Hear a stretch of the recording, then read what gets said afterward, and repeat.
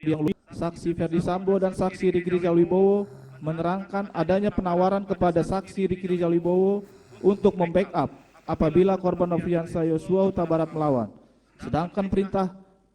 dari saksi Ferdi Sambo kepada terdakwa Richard Eliezer Budiang Lumiu yaitu nanti kau yang tembak Yosua ya,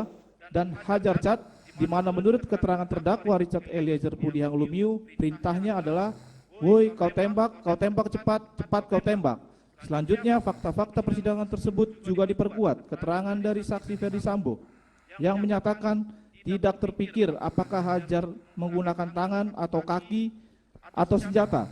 tetapi kemudian terjadilah penembakan itu sehingga saksi Ferdi Sambo sampaikan akan bertanggung jawab, sehingga telah menggambarkan niat atau foreman dari saksi Ferdi Sambo bersama-sama para terdakwa lainnya untuk merampas nyawa korban Nofriansah Yosua Huta Barat.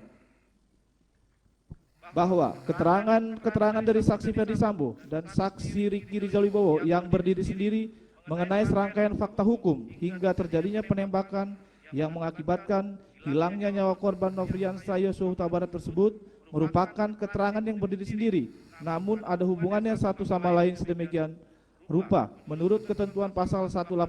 ayat 4 KUHP, sehingga telah membenarkan adanya perencanaan yang matang terlebih dahulu untuk membunuh korban Nofriansah Yosua Huta Barat. Bahwa dari fakta-fakta yang terungkap di persidangan tersebut dapat disimpulkan bahwa penembakan sebanyak 3 atau 4 kali yang dilakukan oleh terdakwa Richard Eliezer Budiang Lumiu sehingga mengakibatkan kematian dari korban Nofriansah Yosua Huta Barat dilakukan atas dasar perintah yang diberikan oleh saksi Ferdi Sambo. Selain itu, terdakwa Richard Eliezer Budiang Lumiu telah menerangkan bahwa dalam kesatuan dan level kepangkatannya sama sekali tidak pernah diajarkan untuk menganalisa atau mempertanyakan perintah dalam pelatihan-pelatihan yang diterimanya, namun hanya diajarkan untuk taat dan patuh menjalankan perintah, sehingga menimbulkan pertanyaan bagi kita semua, apakah terdakwa Richard Eliezer Budiang Lumiu mampu untuk menolak, mengabaikan, atau menghindari perintah dari saksi Ferdi Sambo.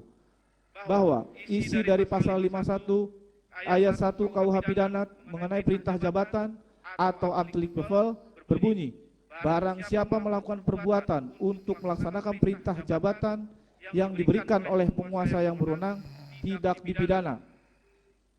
Dalam penerapan ketentuan tersebut menimbulkan 3 pertanyaan penting yang perlu dikemukakan penjelasannya dalam persidangan yang mulia ini, yaitu 1. Apakah maksud dari unsur perbuatan yang dilaksanakan karena perintah jabatan tersebut merupakan suatu perbuatan pidana? Yang kedua, siapa yang dimaksud dengan unsur penguasa yang berwenang dalam pasal 51 ayat 1 KUHP? Yang ketiga, apakah ketaatan atau kepatuhan yang membabi buta atau istilahnya disiplin bangkai dapat melepaskan seorang penerima perintah jabatan dari pertanggungjawaban pidana? Bahwa untuk menjawab pertanyaan pertama, maka dalam persidangan ini kami perlu sampaikan bahwa pasal 51 ayat 1 KUHP merupakan alasan pembenar yang menghapus elemen melawan hukum dari suatu perbuatan pidana apapun karena adanya perintah jabatan.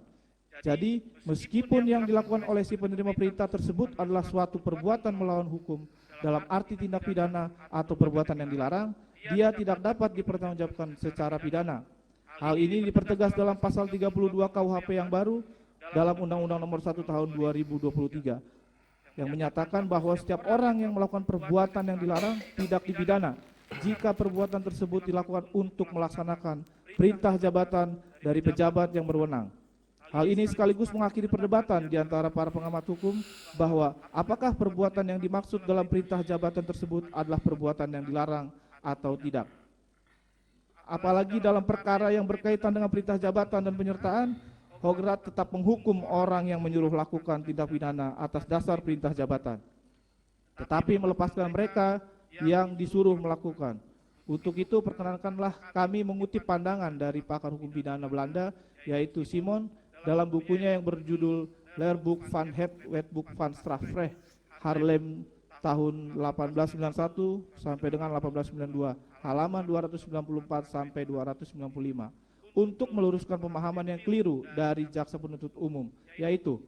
pembentuk undang-undang tidak membatasi hal tidak dapat dihukumnya suatu perbuatan itu hanya pada pelaksana perintah jabatan yang diberikan oleh kekuasaan yang berwenang untuk memberikan perintah. Dan karena itu pula, maka orang yang telah mengeluarkan perintah dapat dipersalahkan karena telah menyuruh atau downplaykan orang lain untuk melakukan sesuatu perbuatan yang dapat dihukum, sedang yang melaksanakan menjadi tetap tidak dapat dihukum. Putusan Hograt 17 Desember tahun 1894.